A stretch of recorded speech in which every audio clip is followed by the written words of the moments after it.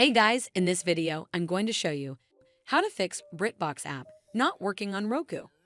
So first of all, you need to make sure you're running the latest version of the app. Press the home button on your Roku remote, and then head over to the BritBox app right over here. Once the app is highlighted, press the star button on your Roku remote to open the options menu. Now it's loading the channel information, and then eventually it will pop up with a menu that gives you some options.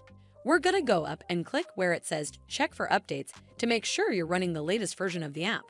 Once it's updated, check if it fixes the issue. But if you still encounter this issue, then you need to hard restart your Roku device. So the first step is to turn off your Roku device using the remote. Then unplug the power cable from the power outlet. Wait for 3 to 5 minutes, and then plug the power cable back in and turn it back on.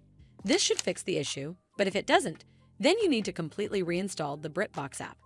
From the home screen, head over to the BritBox app right over here.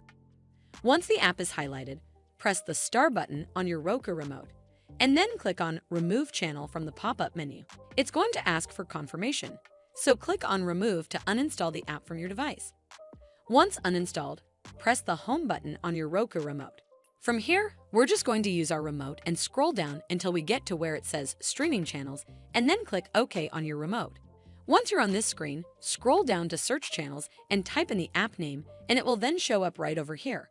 Scroll over to the right, and then click OK on your remote. Then we're going to click OK on where it says Add Channel to install it back on your device. Hopefully, this will fix the issue, and if it did, then make sure you give it a thumbs up to see more videos like this, and don't forget to hit that subscribe button. We'll see you in the next one.